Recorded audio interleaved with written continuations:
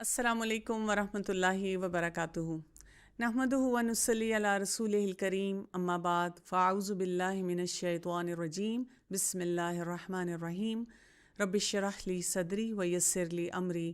واحلل عقدۃ من لسانی یفقہوا قولی۔ آج ہم بہت انٹرسٹنگ سورہ کریں گے، سورہ الفیل، اور یہ وہ صورت ہے جو کہ گھر میں سٹوری فارم میں بچوں کو سنائی جاتی ہیں۔ بچے بار بار اس کے بارے میں پڑھتے ہیں اور بچپن سے بہت فیسینیٹ ہوتے ہیں، اور مجھے لگتا ہے کہ اگر ہم اس پوری سٹوری پہ، اس واقعے پہ توجہ دیں تو یہ ہمارے لیے بھی بہت فیسینیٹنگ ہے۔ تو آج چل کے دیکھتے ہیں کہ اس واقعے میں اللہ سبحانہ و تعالیٰ نے ہمیں کیا پیغامات دیے ہیں۔ الم تر کیف فعل ربک باصحاب الفیل الم یجعل کیدہم فی تضلیل وارسل علیہم طیر ابابیل۔ الم تر کیف فعل ربک باصحاب الفیل، کیا نہیں آپ نے دیکھا کس طرح کیا آپ کے رب نے ہاتھی والوں کے ساتھ؟ کس کو مخاطب کیا جا رہا ہے؟ رسول اللہ صلی اللہ علیہ وآلہ وسلم کو۔ الم ترا، کیا آپ نے نہیں دیکھا؟ لیکن یہاں پر جو یہ بات کی جا رہی ہے، الم ترا، دیکھنا، یہ کون سا دیکھنا ہے؟ یہ وہ دیکھنا ہے کہ آپ آنکھ سے دیکھیں یا دل سے دیکھیں، دماغ سے دیکھیں، یا ایک ایسے لیول پہ پہنچ جائیں کہ آپ کی چھٹی حس بیدار ہو جائے اور آپ اسے دیکھنا شروع کریں۔ اس کو ہم کہتے ہیں استفہام تقریری، یعنی کہ بتانے کا انداز یہ، سوالیہ انداز یہ ہے جس میں انسان کو ایک قسم کا جھنجھوڑا جائے کہ اس میں بہت کچھ سیکھنے کے لیے ہے، ذرا غور سے دیکھو۔ اور جیسے میں نے آپ سے شروع میں کہا کہ جب ہم سورہ فیل پہ آتے ہیں تو بہت سے لوگ کہتے ہیں او آئی نو دا اسٹوری، یہ تو مجھے پتہ ہے، تو آج کون سی کوئی ایسی نئی بات ہونی ہے؟ لیکن اللہ سبحانہ و تعالیٰ وہیں پر ہماری سوچ کو چیک اینڈ بیلنس میں لے آتے ہیں کہ الم تر کیف، کیا تم نے دیکھا؟ تو انسان کو بتایا جاتا ہے نہیں، there is something very important to learn from this, اس سے بھی بہت کچھ سیکھنے کی ضرورت ہے۔ اور تھوڑا سا ہم ذرا پچھلی صورتوں کا کنیکشن دوبارہ دیکھ لیتے ہیں۔ سورہ تکاثر میں ہم نے ایسا لالچ دیکھا پیسے کا جو انسان کو تباہ کر دیتا ہے، تفاخر میں ڈال دیتا ہے۔ سورہ عصر میں ہم نے اس ٹائم کی، اس وقت کی ویلیو کے بارے میں پڑھا کہ انسان اپنے آپ کو ہر معاملے میں اللہ کی نعمتوں کے ساتھ پروڈکٹیو کیسے بنائے۔ سورہ ہمزہ میں ہم نے یہ دیکھا کہ آخرت کا عذاب کس قدر شدید ہے ایک ایسے بیہیویئر کی وجہ سے جس میں انسان ہیبیچول ہو جاتا ہے۔ اور سورہ فیل جب ہم پڑھ رہے ہیں تو اس میں ہم دیکھیں گے کہ جب انسان اللہ کے احکامات کو توڑنا شروع کرتا ہے تو اللہ تعالیٰ اس کو دنیا میں بھی پکڑتا ہے۔ یعنی کوئی انسان اپنے آپ کو اتنی بے باکی سے آگے نہ لے کے جائے، ایسا بولڈ نہ بنے، ایسا ڈیرنگ نہ بنے کہ ہاں کیا ہونے والا ہے، وہ اپنے آپ کو اس ایٹیٹیوڈ سے کسی لیول پہ سیو کرے۔ جو پہلی آیت ہے الم تر کیفا، اس میں ایلیمنٹ آف سرپرائز بھی ہے کہ مطلب تم نے نہیں دیکھا، did you not pay any attention to it. انسان اور موت کے بعد ہم دیکھتے ہیں کہ اگر حرمت کی بات کی جائے تو اللہ سبحانہ تعالیٰ کے نزدیک سب سے بڑی حرمت کس کی ہے؟ اللہ کے گھر کی، بیت اللہ کی، کعبہ شریف کی۔ اور اصحاب فیل کا واقعہ جو ہے وہ ایک باعث عبرت واقعہ ہے، وہ ایسا واقعہ ہے کہ جو لوگ پیسے کی محبت میں بہت زیادہ الجھے ہوتے ہیں شاید ان کو یہ بات ابھی سمجھ نہیں آتی، لیکن اللہ تعالیٰ اس واقعے کے ذریعے ہمیں بتاتے ہیں کہ اللہ کی طاقت سے، اللہ کی پکڑ سے ہم سب کو ڈرنے کی ضرورت ہے، اس لیے کہ جب اللہ کی پکڑ آتی ہے تو ایسے راستے سے آتی ہے کہ انسان نے کبھی امیجن بھی نہیں کیا ہوتا، اور وہ مال جس کے لیے انسان کیا کچھ اپنے فیصلے کرتا رہتا ہے وہ سارے کا سارا جو ہے یہیں پر ہو کر رہ جاتا ہے۔ الم تر کیفا سے ہمیں جگایا جا رہا ہے اور ہمیں کہا جا رہا ہے کہ بی اے ڈیپ تھنکر،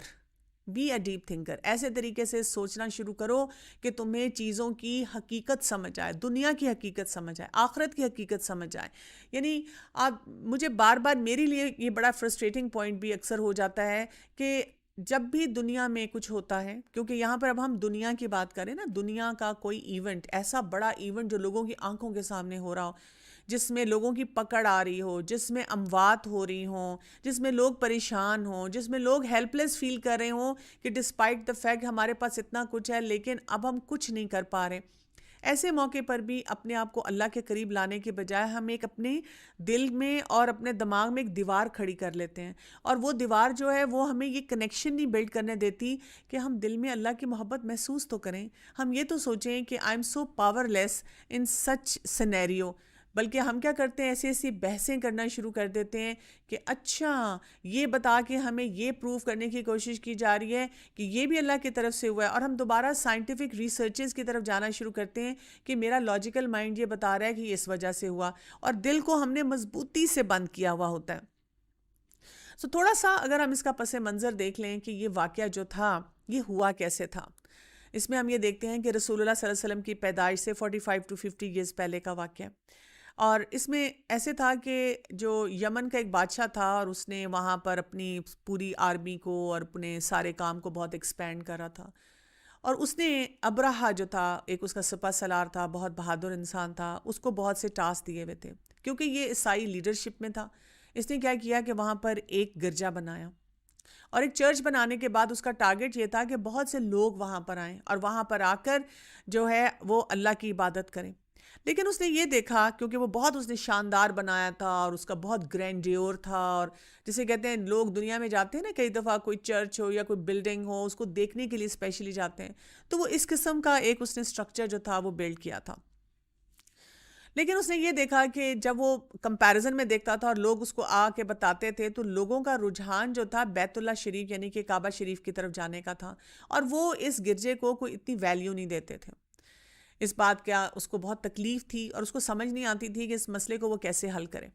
تو ایک چھوٹا سا واقعہ ہوا جس میں چند عرب نوجوان تھے جو کہ کہیں گزر رہے تھے، اور وہاں سے جب ان کا گزر ہوا اس گرجے میں گئے، اور ان کو جب پتہ چلا کہ یہ گرجا بنایا اس نیت سے گیا ہے، تو وہاں پر انہوں نے کچھ ایسی ایکٹیویٹی کی جو کہ ناپسندیدہ تھی، اور جب وہ ایکٹیویٹی وہاں پر ہوئی تو اس کی وجہ سے ابرہہ کو ایک موقع مل گیا نا، جیسے ہوتا ہے نا کہ چھوٹی سی ایکٹیویٹی ہو جائے آپ کہتے ہیں کہ ہاں بس اب یہیں فیصلہ ہوگا کہ یو آر ود اس اور یو آر اگینسٹ اس، اور آپ کو ابھی سے اپنی لائلٹیز کو پک کرنا پڑے گا، اور آپ جیسے اس موقع کی تلاش میں ہوتے ہیں کہ اب آپ بس پکڑیں کسی طرح سے ان کو. تو ایسا ہی ہوا کیونکہ وہ پہلے سے ایک پلاننگ میں تھا، اور وہ چاہتا تھا کہ کسی طرح سے یہ عرب پیننسولا میں جو بیت اللہ شریف کی ایک امپورٹنس ہے، ایک ویلیو ہے، ایک ویٹیج ہے، اس کو کسی طرح سے میں کم کروں. اس نے اسی چھوٹی سی بات کو ایک بہت بڑا ایشو بنایا، اور اس کو بڑا ایشو بنانے کے بعد اس نے کیا کیا، تقریباً 70,000 کا لشکر لیا، اور جس میں کہا جاتا ہے کہ تقریباً 12 کے قریب ہاتھی بھی تھے، اور بہت ایک میسو قسم کا یہ جو لشکر لے کر اس نے کعبہ کی طرف جانا شروع کیا، اور وہاں پہ یہ چاہ رہا تھا کہ وہ اللہ کے گھر کو بالکل ختم کر دے. اس دور میں جو ان کی لیڈرشپ تھی مکہ کی، وہ رسول اللہ صلی اللہ علیہ وسلم کے دادا کے پاس تھی، عبد المطلب کے پاس تھی.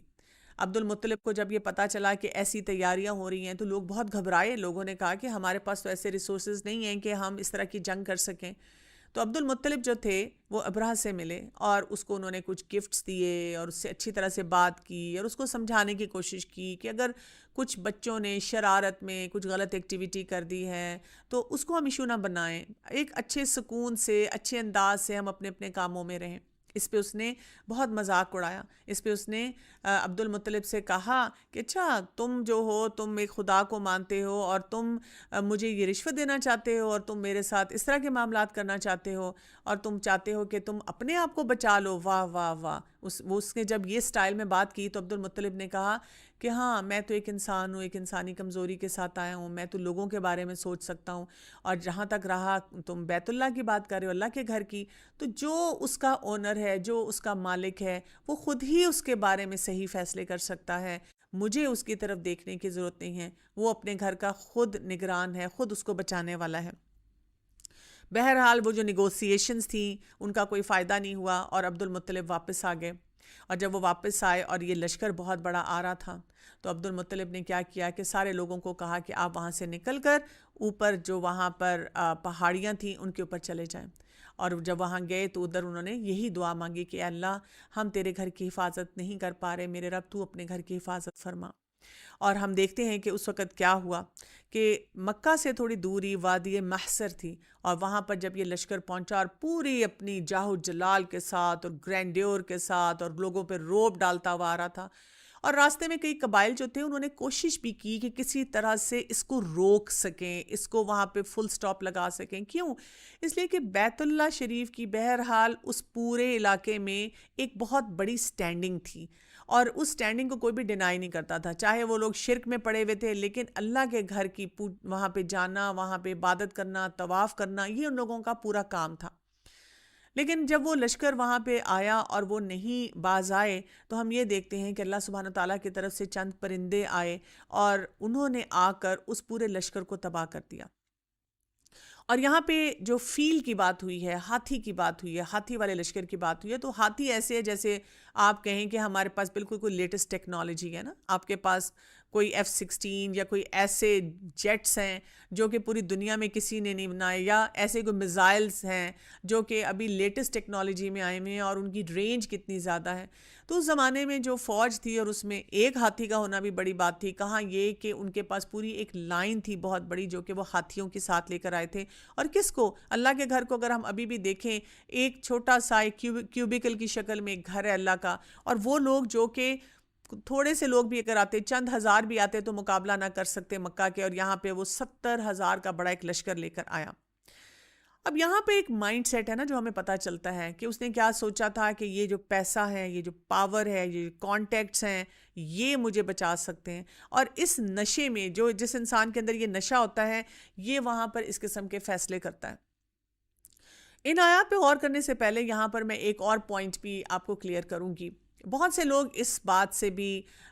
اس کنٹروورسی کو سمجھ نہیں پاتے یا اس بات کو سمجھ نہیں پاتے، اور وہ ہے رسول اللہ صلی اللہ علیہ وسلم کی پیدائش.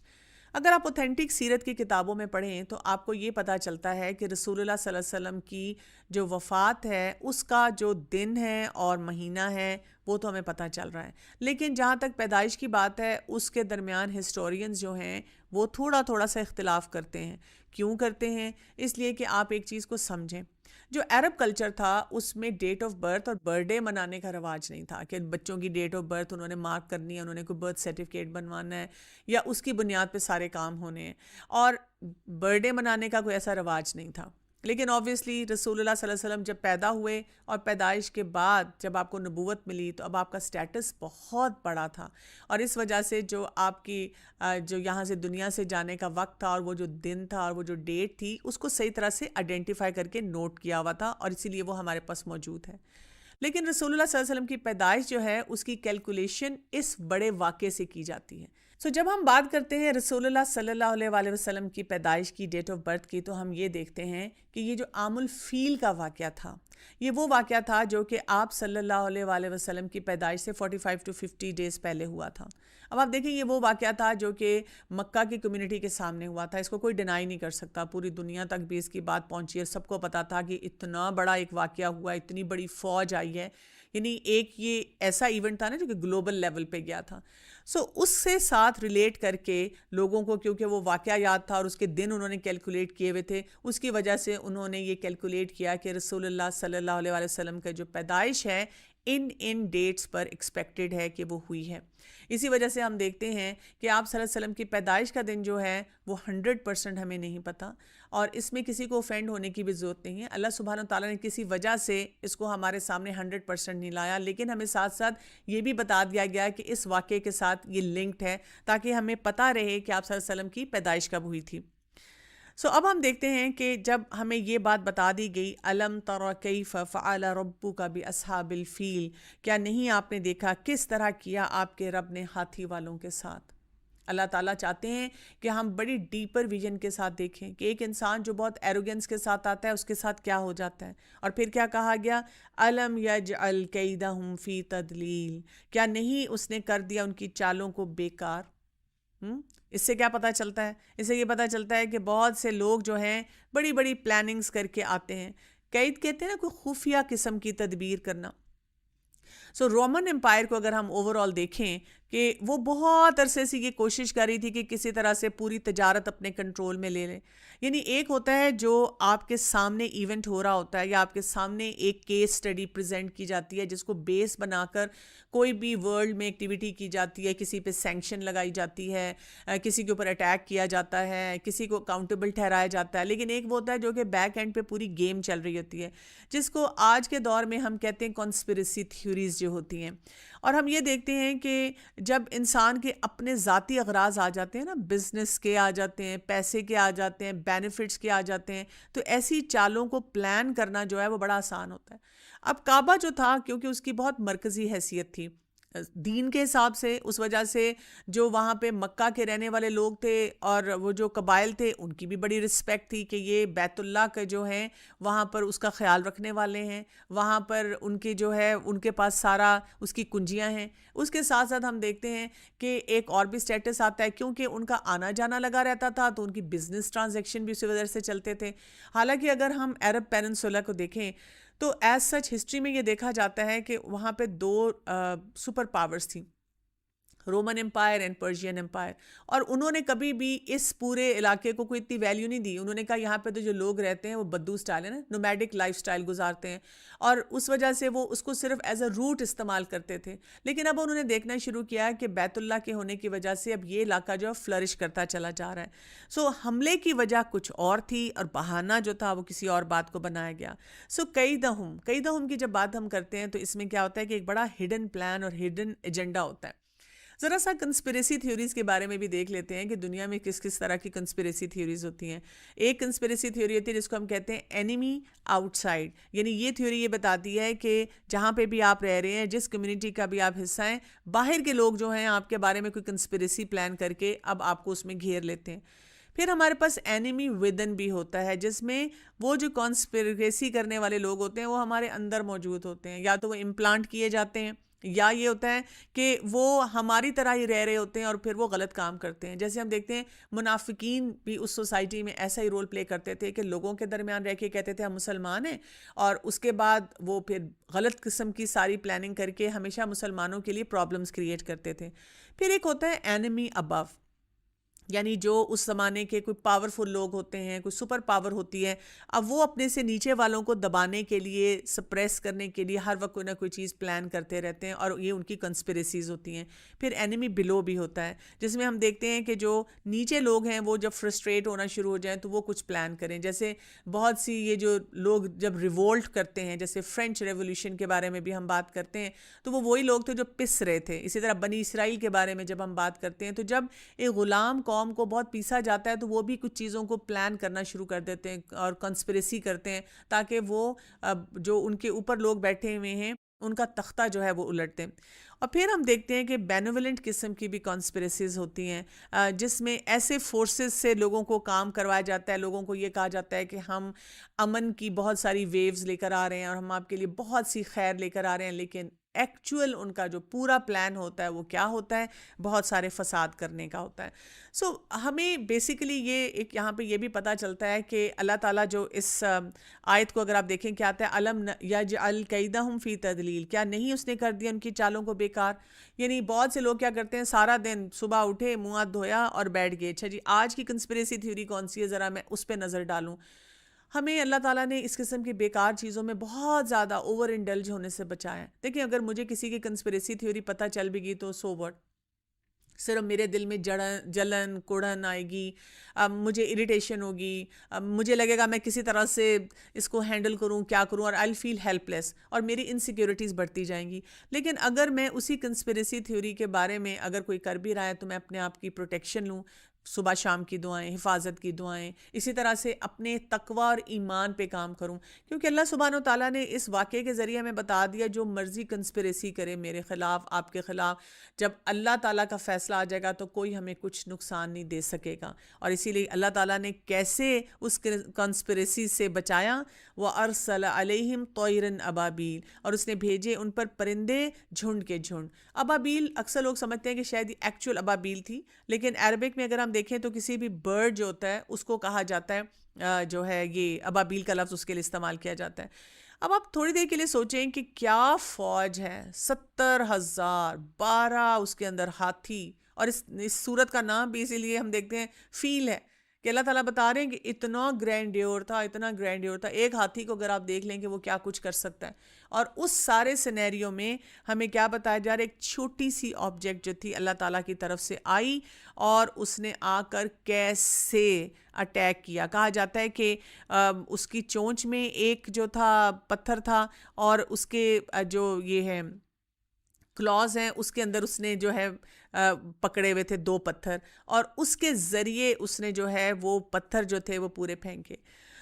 عرب قبائل کی جیسے ہم دیکھتے ہیں نا کہ کعبہ کے ساتھ بہت زیادہ وابستگی تھی. تقریباً 2,500 سال سے ہم دیکھتے ہیں کہ لوگ حج اور عبادت کے لیے مختلف جگہوں سے آتے تھے، اور اس پورے ریجن کی ایک اپنی ریلیجس جو پورا ایک بیک گراؤنڈ تھا جس کی وجہ سے اس کو بہت ویلیو دی جاتی تھی. یہاں پر ہم دیکھتے ہیں کہ وہ جو پرندے آئے وہ کثرت سے آئے، اور ان ہاتھیوں کو اللہ تعالیٰ نے ان پرندوں کے ذریعے پٹوا دیا.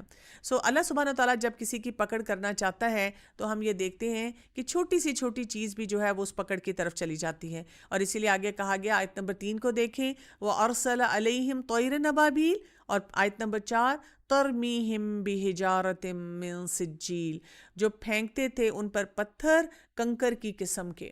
یعنی وہ ایسے جو تھے ٹارگیٹڈ قسم کے وہ پتھر تھے، وہ پیلٹس کی طرح، جیسے ہوتا ہے نا کہ گن میں سے کوئی نکلتا ہے پیلٹ اور اتنی زور سے جا کے لگتا ہے کسی کو کہ وہ وہاں پر وہ بچ نہیں پاتا. یہاں پر وہ ان پتھروں کے ذریعے جو ہے ایسی ایئر سٹرائک ہوئی تھی کہ جس سے وہ اپنے آپ کو بچا نہیں سکے. اور اللہ سبحانہ وتعالیٰ پھر فرماتے ہیں آیت نمبر 5 میں، فَجَعَلَهُمْ كَعَصْفٍ مَأْكُولٍ، تو اس نے کر دیا انہیں بھوسے کی طرح کھائے ہوئے. یعنی آپ امیجن کریں کہ تھوڑی دیر میں وہ پورا سین جو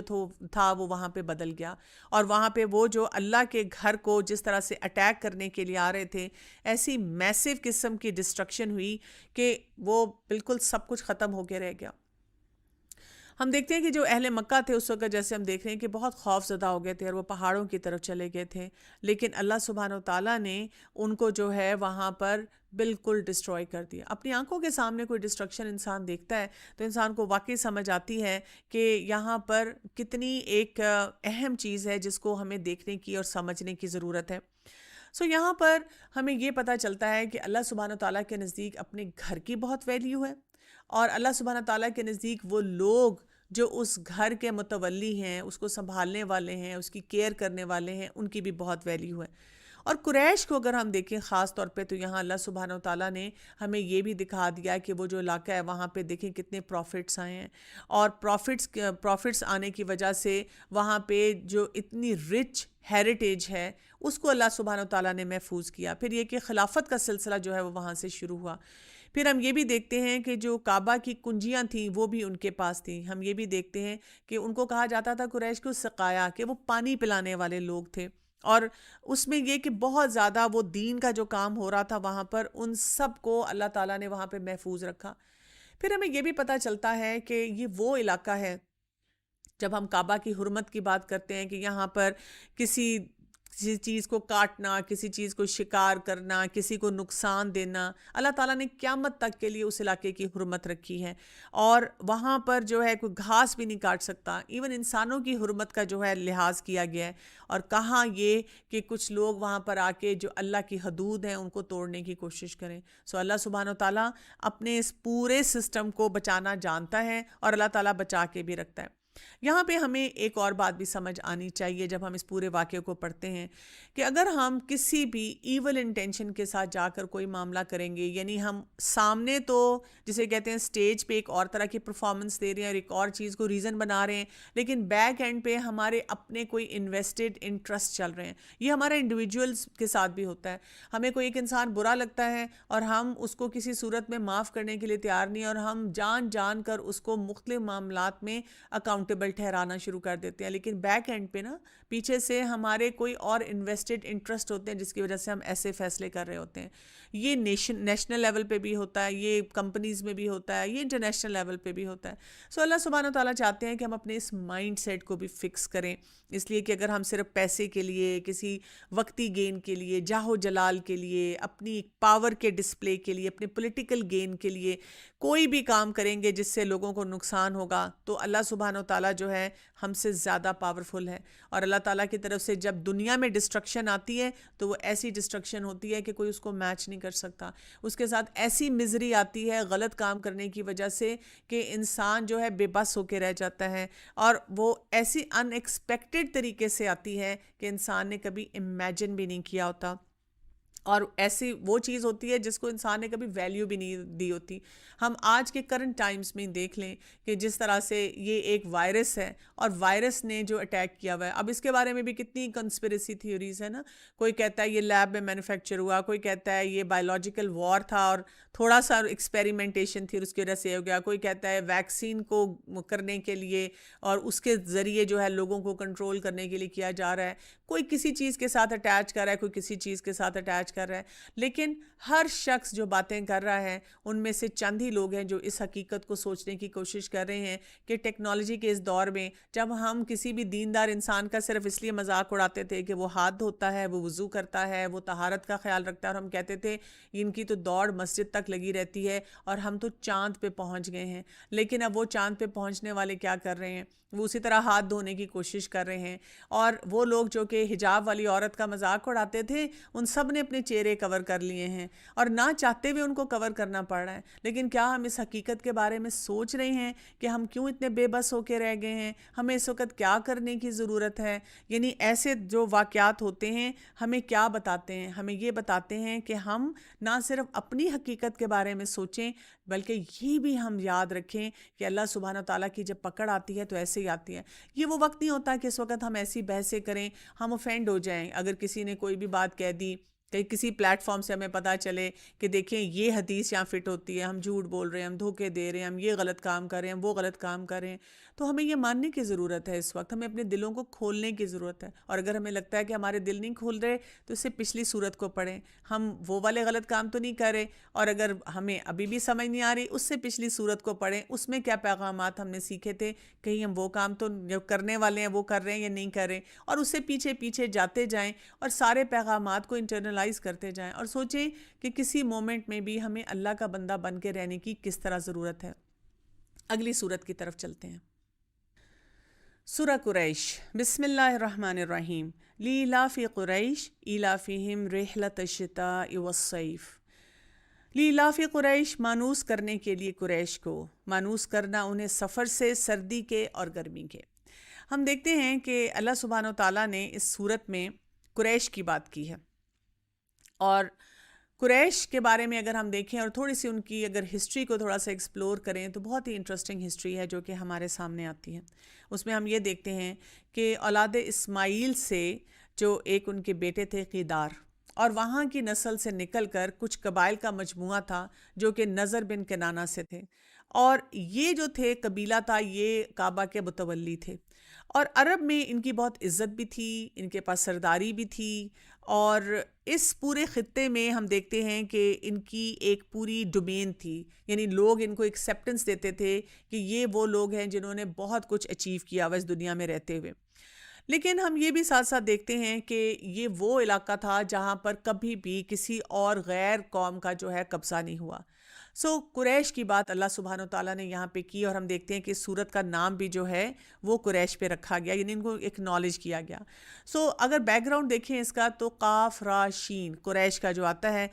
اس کو کہتے ہیں کہ کوئی بہت بڑا وہ جو میرین اینیمل ہوتا ہے نا، پانی والا کوئی اینیمل ہوتا ہے، اس کے لیے یہ لفظ استعمال کیا جاتا ہے. تو اس کا مطلب یہ ہے کہ یہ ایک بہت اسٹرانگ اور انفلوئنشل ٹرائب ہے، اس کے لیے یہ لفظ استعمال ہوا ہے. اس کے علاوہ ان کا جو بیک گراؤنڈ ہے اس سے بھی ان کو یہ نام دیا جاتا ہے کہ یہ لوگ اپنے بزنس میں جو ہیں جو ان کو فائدہ حاصل ہوتا تھا اس پہ بہت کامیابی سے آگے کی طرف چل رہے تھے. اللہ سبحانہ و تعالیٰ یہاں پر جب قریش کی بات کر رہے ہیں تو ان کو بہت زیادہ اکنالج کر رہے ہیں.